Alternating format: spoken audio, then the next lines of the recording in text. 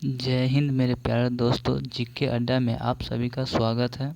आज हम इम्तियाज़ सर का बुक जो है बिहार स्पेशल, उसके शुरू के पॉइंट के बारे में कुछ थोड़ा देखेंगे। तो चलिए स्टार्ट करते हैं। बिहार में पूर्व ऐतिहासिक काल का आरंभ होता है अनुमानतः कब से, तो 40,000 ईसा पूर्व से।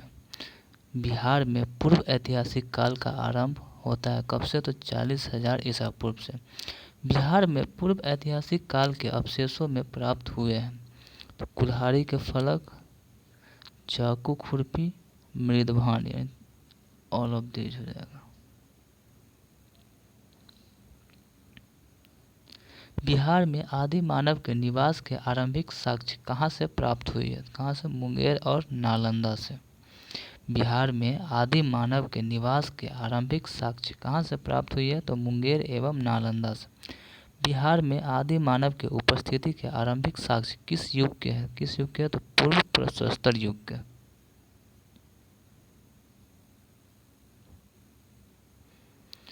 बिहार में मध्यवर्ती प्रशस्तर युग के साक्ष्य मिले हैं कहाँ से? मुंगेर से। क्या कह रहा है? बिहार में मध्यवर्ती प्रशस्तर युग के साक्ष्य मिले हैं कहाँ से? मुंगेर से।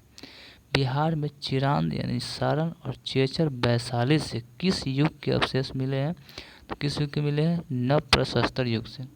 बिहार में चिरांद, सारण एवं चेचर वैशाली से किस युग के अवशेष प्राप्त हुए हैं? तो नव प्रशस्तर युग के। बिहार में ताम्र प्रशस्तर युग के प्रवर्ती चरण के अवशेष कहाँ से प्राप्त हुए? कहाँ? तो चिरांद, चेचर वैशाली, सोनपुर और मनेर, यानी सभी जगह से प्राप्त हुआ। बिहार में ताम्र प्रशस्तर युग के प्रवर्ती चरण के अवशेष कहाँ से प्राप्त हुए? तो चिरांद, सारण, चेचर वैशाली, सोनपुर और मनेर सभी जगहों से प्राप्त हुआ।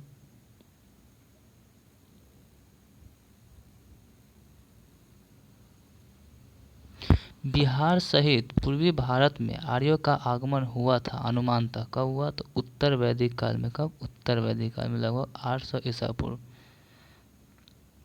बिहार सहित पूर्वी भारत में आर्यों के विस्तार में सहायक था क्या? तो लोहा, लोहे का उपयोग। क्या कर रहा है? बिहार सहित पूर्वी भारत में आर्यों के विस्तार में सहायक था तो क्या? लोहे का उपयोग। श्रुति तथा किंवदंती के अनुसार महाभारत युद्ध के समय बिहार में मुख्य राज्य कौन कौन थे? तो कौन थे? तो मगध, विदेह, अंग और लिच्छवी, यानी ए और बी दोनों हो जाएगा। इसको ऐसे याद रखना है जैसे कि बिहार में तीन महाजनपद थे, जिसमें एक है मगध है, अंग है, और लिच्छवी, और एक याद रखना है विदेह के राजा।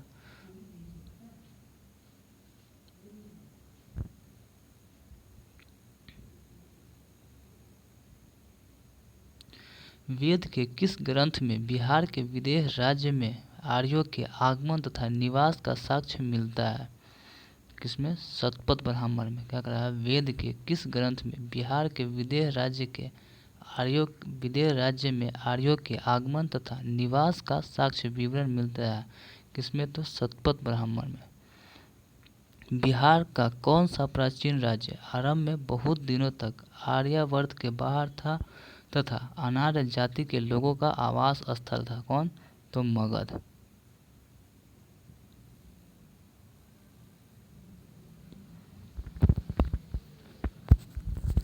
बिहार में उपनिषद काल में ब्राह्मण धर्म तथा ज्ञान का महान केंद्र कहाँ था?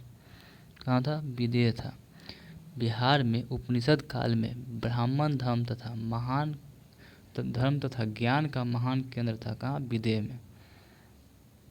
अथर्ववेद में ब्रात्य, क्या? अथर्ववेद में ब्रात्य शब्द का प्रयोग किस राज्य के लोगों के लिए किया गया? तो किसके लिए? तो मगध के लिए। क्या बोला? अथर्ववेद में ब्रात्य शब्द का प्रयोग किसके लिए? मगध के लिए। बिहार का कौन सा राज्य उत्तर वैदिक काल का एक महत्वपूर्ण राज्य था? किसका बोला? उत्तर वैदिक काल का महत्वपूर्ण राज्य था। कौन? विदेह, उत्तर वैदिक काल का।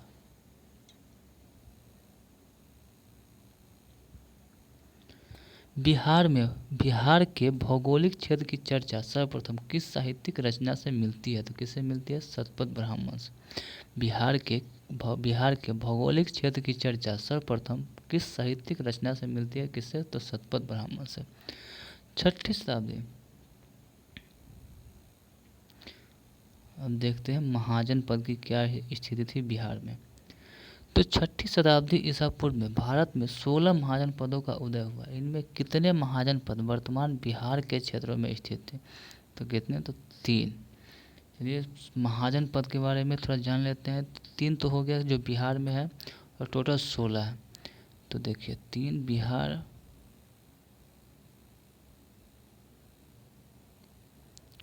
8 यूपी में, सॉरी 1 एमपी, 1 आंध्र प्रदेश में, 1 राजस्थान में है। कितना हो गया? 8 3 11 12 13 और 1 14, बच गया 2। तो 2 ठो भारत से बाहर है।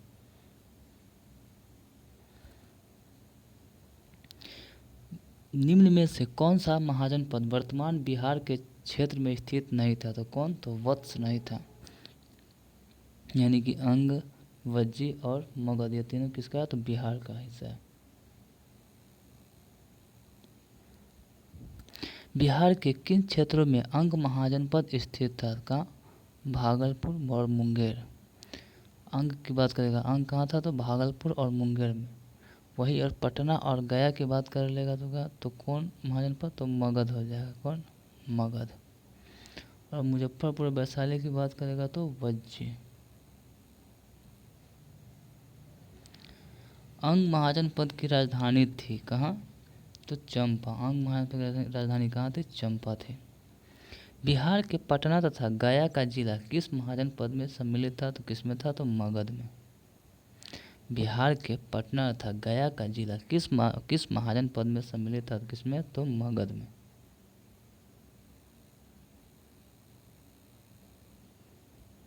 मगध महाजन पद की राजधानी थी कहाँ? गिरिब्रज या राजगीर। मगध महाजन पद की राजधानी थी कहाँ? गिरिब्रज या राजगीर।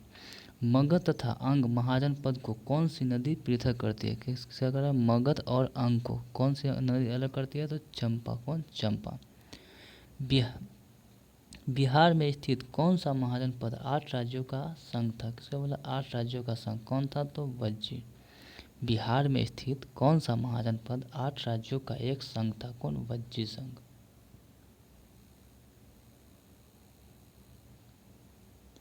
वज्जी संघ में कौन सा राज्य सम्मिलित नहीं थी? तो कौन नहीं थी? चेदी राजवंश सम्मिलित, यानी कि वज्जी संघ में कौन कौन थी? तो लिच्छवी, ज्ञात्रक और विदेह था, लेकिन चेदी नहीं था।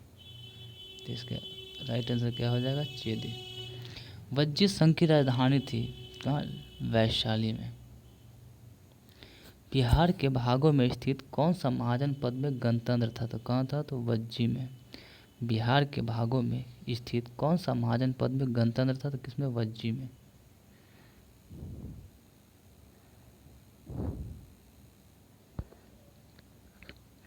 ईसा पूर्व 6ठी सदी में विश्व की प्रथम गणतंत्रात्मक व्यवस्था कहाँ थी? तो कहाँ थी? तो वैशाली में। क्या कहा? ईसा पूर्व 6ठी सदी में विश्व की प्रथम गणतंत्रात्मक व्यवस्था कहाँ थी? तो वैशाली में। मगध की प्रथम राजधानी कौन सी थी? तो कौन? गिरिब्रज या राजगीर। मगध की प्रथम राजधानी कौन सी थी? गिरिब्रज या राजगीर। प्राचीन भारत के 16 महाजन पदों में एक था। कौन? तो अंग। क्या कह रहा? प्राचीन भारत के 16 महाजन पदों में एक था। कौन? अंग था।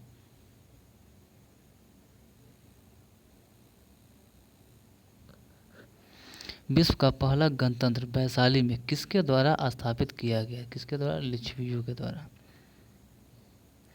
अब देखते हैं थोड़ा जैन धर्म के बारे में। जैन धर्म के वास्तविक संस्थापक और 24वें एवं अंतिम तीर्थंकर महावीर का जन्म कहाँ हुआ था? कहाँ हुआ था? तो कुंडल ग्राम में। और महावीर का बचपन का नाम क्या था? तो वर्धमान। महावीर क्या करा? जैन धर्म के वास्तविक संस्थापक और 24वें एवं अंतिम तीर्थंकर महावीर का जन्म कहाँ हुआ था? तो कहाँ? कुंडल ग्राम में। और महावीर का बचपन का नाम क्या था? तो वर्धमान। महावीर के जन्म स्थल कुंडल ग्राम बिहार के किस जिले में है? किस जिले में है? तो वैशाली में। महावीर के जन्म स्थल कुंडल ग्राम बिहार के किस जिले में है? तो वैशाली में है। महावीर स्वामी का जन्म का वर्ष आमतौर पर 540 ईसा पूर्व माना जाता है। महावीर स्वामी के पिता सिद्धार्थ का संबंध था किससे? तो वज्जी संघ से। महावीर स्वामी के पिता सिद्धार्थ का संबंध था किससे? तो वज्जी संघ से।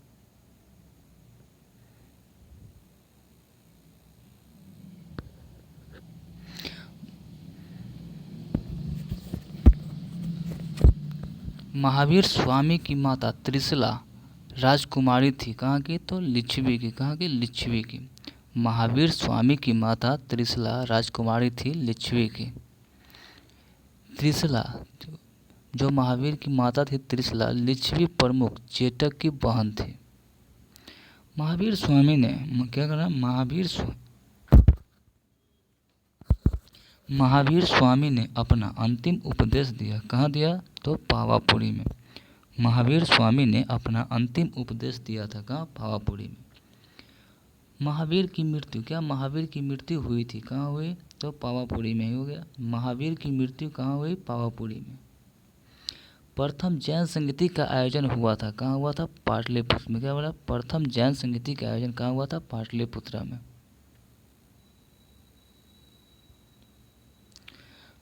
प्रथम जैन संगीति का आयोजन किसके शासनकाल में हुआ था? किसके शासनकाल में? चंद्रगुप्त मौर्य के शासनकाल में।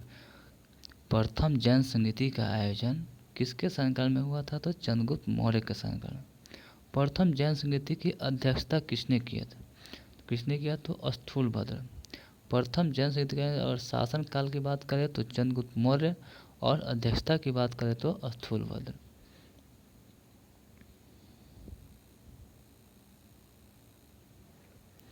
प्रथम जैन संगीति का आयोजन पाटलिपुत्र में हुआ था, जिसमें कार्य हुए। क्या कार्य हुआ? तो जैन धर्म के महत्वपूर्ण 12 अंगों का प्रणयन किया गया एवं जैन धर्म 2 भागों में श्वेतांबर और दिगंबर में विभक्त हो गया, यानी बी नंबर ऑप्शन। प्रथम जैन संगीति का आयोजन पाटलिपुत्र में हुआ था, जिसमें कार्य हुआ। क्या कार्य हुआ? तो जैन धर्म के महत्वपूर्ण 12 अंगों का प्रणयन किया गया और जैन धर्म को 2 भाग श्वेतांबर और दिगंबर में विभक्त हो गया। जैन धर्म के 12वें तीर्थंकर वसु पूज्य की जन्मस्थली कहाँ थी? तो कहाँ थे? चंपा। क्या करा? जैन धर्म के 12वें तीर्थंकर वसु पूज्य की जन्मस्थली कहाँ थी? तो चंपा में। अब देखते हैं बौद्ध धर्म के बारे में। क्या? बौद्ध धर्म के बारे में। तो बौद्ध धर्म के संस्थापक गौतम बुद्ध। बौद्ध धर्म के संस्थापक कौन थे? तो गौतम बुद्ध ने गृह त्याग के उपरांत सर्वप्रथम गए थे। कहाँ गए थे? तो वैशाली के समीप अलार कलाम के आश्रम में। बौद्ध धर्म के संस्थापक गौतम बुद्ध ने गृह त्याग के उपरांत सर्वप्रथम गए थे। कहाँ? तो वैशाली के समीप अलार कलाम के आश्रम में। गौतम बुद्ध को कहाँ कौंडिल्य और ब्राह्मण मिले? कहाँ मिले? उरुबेला बोध गया में। गौतम बुद्ध को कहाँ कौंडिल्य और 5 ब्राह्मण मिले? उरुबेला बोध गया में।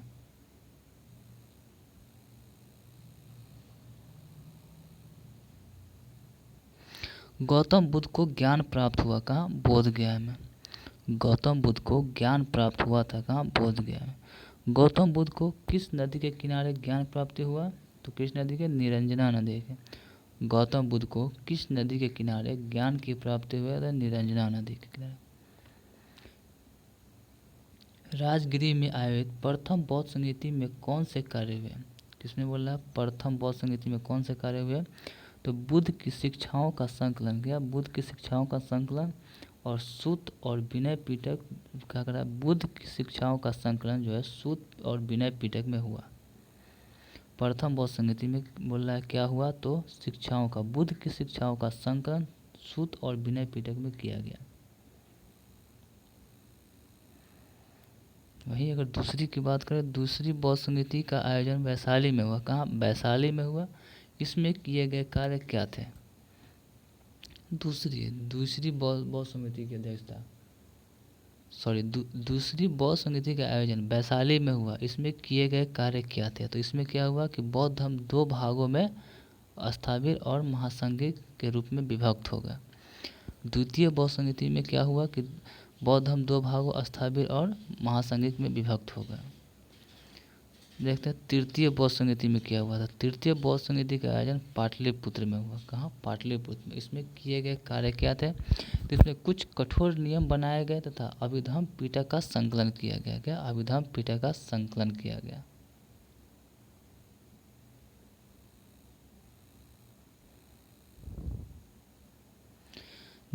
निम्नांकित में किस नगर से महात्मा बुद्ध का घनिष्ठ संबंध रहा है? तो किस तरह? बोध गया है। बोध गया में तो ज्ञान की प्राप्ति हुआ था। राजगीर, वैशाली, यानी कि सभी जगह से संबंध था। कहा निम्नांकित में से किस नगर से महात्मा बुद्ध का घनिष्ठ संबंध रहा है? तो बोध गया, राजगीर, वैशाली, उपयुक्त सभी। महात्मा बुद्ध ने पाटलिपुत्र के विनाश के कारणों की भविष्यवाणी की थी। उनमें सम्मिलित है? क्या क्या है? तो बाढ़, अग्नि और आंतरिक कलह, तीन हो जाएगा। महात्मा बुद्ध ने पाटलिपुत्र के विनाश के कारणों की भविष्यवाणी की थी। उनमें सम्मिलित थी क्या? तो बाढ़, अग्नि और आंतरिक कलह, ऑल ऑफ दीज।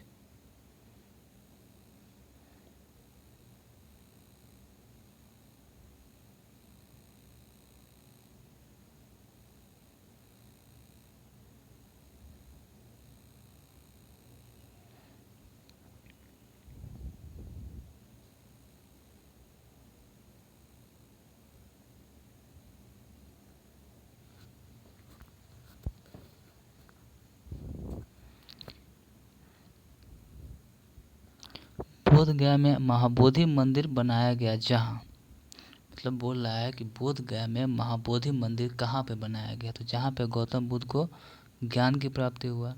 बोध गया में महाबोधि मंदिर बनाया गया जहाँ गौतम बुद्ध को ज्ञान प्राप्त हुआ। प्रसिद्ध बौद्ध शरीपुत्र का जन्म कहाँ हुआ था? कहाँ हुआ? नालंदा में। प्रसिद्ध बौद्ध शरीपुत्र का जन्म कहाँ हुआ? नालंदा में। चलिए दोस्तों, आज इतना ही रहेगा।